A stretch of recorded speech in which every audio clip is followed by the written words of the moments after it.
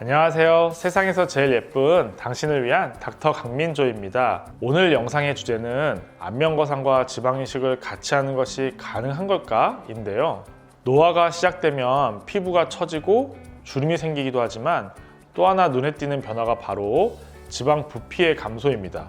얼굴 지방의 볼륨이 감소하면서 얼굴 뼈의 윤곽이 더 도드라져 보이기도 하고 감소한 볼륨으로 인해 더 나이 들어 보이기도 쉬운데요. 이런 이유로 안면거상 수술과 얼굴 지방 이식을 함께 받으라고 추천받았다는 분들이 많으신데요. 오늘 영상에서는 과연 이 두 가지 수술을 함께 진행하는 것이 가능한지, 어느 부위가 가능한지, 어느 부위가 가능하지 않은지 솔직하게 설명해 드릴 예정이니 혹시 안면거상 수술과 지방 이식 수술을 함께 고려하고 계셨던 분이라면 이 영상을 끝까지 시청해 주시기 바랍니다.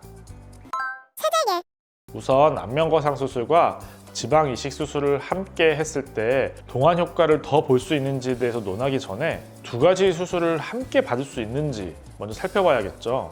이마나 관자, 팔자주름 등 스마스의 박리 범위에 포함되지 않는 부위의 지방 이식은 안면거상 수술과 동시에 받으실 수 있어요. 하지만 스마스를 정말로 광범위하게 박리하는 성형외과 전문이라면은 안면거상술을 시행할 때 이 스마스의 박리 범위에 포함되는 부위, 주로 이 중안면과 하안면 부위가 되겠죠. 이 부위의 지방 이식을 동시에 하라고 권하지는 않을 것입니다.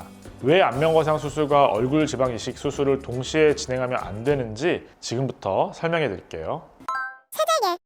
우선 지방 이식을 한다고 하더라도 원하는 위치에 생착될 가능성이 현저히 낮습니다.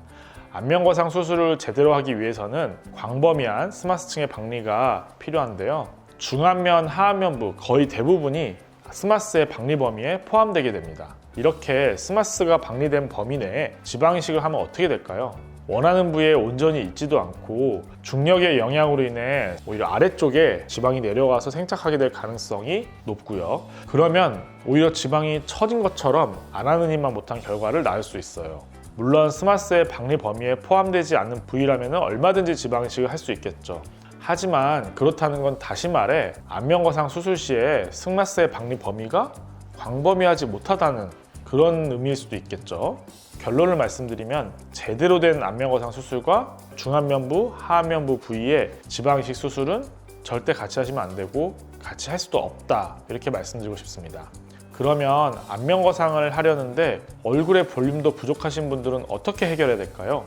안면거상 수술을 하면서 박리했던 스마스층을 거상하여서 고정하기 때문에 스마스 자체의 볼륨이 어느 정도 뒤쪽으로 이동하게 돼서 얼굴 지방 이식 없이도 옆볼이나 이런 꺼져 있는 부위에 볼륨의 개선 효과를 기대할 수 있어요.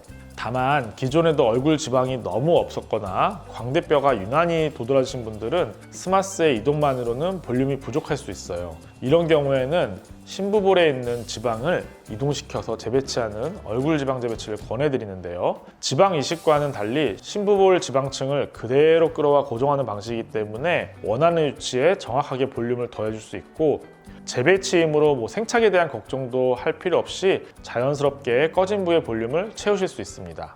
만약에 이 얼굴 지방 재배치만으로도 부족하다고 생각되는 분들은 남는 스마스를 디자인하여 안쪽으로 말아 넣어주는 스마스 롤링을 통해서 볼륨을 추가로 보충할 수 있으니 자세한 내용을 알고 싶으신 분들은 여기 위에 보이시죠? 우측 상단에 있는 영상을 참고하셔서 스마스 롤링에 대해서 좀 더 공부하시길 바라고요.